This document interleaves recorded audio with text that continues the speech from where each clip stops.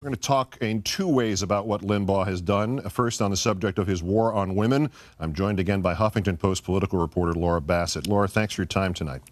Thanks for having me. How are these remarks seen, do you think, in the larger context of this recent GOP, use the kind word, pressure on women's rights, particularly reproductive rights? I mean, we all thought the Susan G. Komen Planned Parenthood disaster was the low point of that. Does it seem like this event might replace that? This is certainly a new low point in terms of rhetoric. I think the problem is that the argument that he's trying to make this about, women want men to pay them to have sex is just so absurd. It's beyond what the Republicans are saying. It's beyond what the Democrats are saying.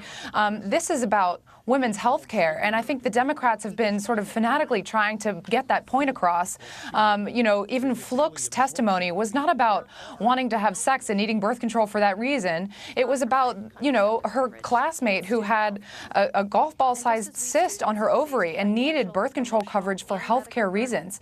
And so I think that, Rush said what people are afraid that a lot of Republican men think, which is that, women are going out and trying to get people to pay them to be promiscuous. I mean, it couldn't be any further from the truth, and it's absolutely absurd of him to say. Well, and as I suggested earlier, I mean, this man has been the national clearinghouse for decades for misogyny, but there's a hypocrisy in this. Is it hypocrisy, or is it actually ignorance about how birth control is used by women compared to how, say, erectile dysfunction drugs are used by men? There seems to be some sort of belief that each event requires a separate dosage. Is it possible for an adult male over the age of 25 not to understand how, say, birth control pills work? I think it is possible. I think we're seeing how it's possible.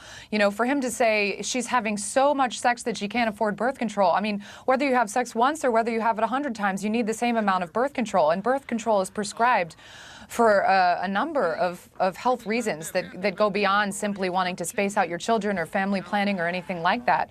And I also think that there's an element of hypocrisy involved because erectile dysfunction drugs are covered under a lot of these health plans.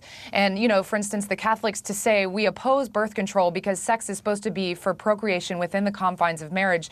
Do they oppose providing erectile dysfunction drugs for single men? Should single men be having sex? That's not a conversation that anyone is having. And I think that it would be no less absurd than the conversation we're having about Sandra Fluke right now. Well, indeed. There's also an even larger one. I don't know the last man who had a vasectomy who paid full price and didn't get at least some insurance coverage on that. Exactly. This other thing that I pointed out last night based on what he called Ms. Fluke. Any woman in this country who even once did not pay for birth control 100% out of her own pocket, Limbaugh called her a slut and a prostitute, too. Is that beginning to resonate? Has it sort of grown out of just this assault on this woman who doesn't deserve this kind of assault?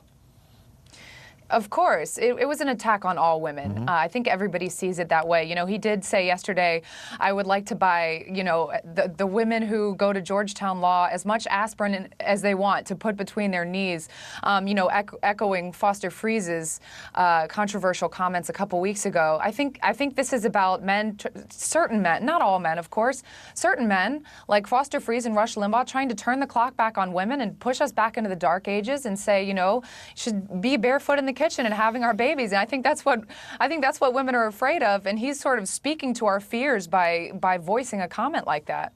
Nothing will make people wake up faster than exactly what you just described, hopefully. Huffington Post political reporter Laura Bassett, great thanks for your time. Have a good weekend. Thanks for having me.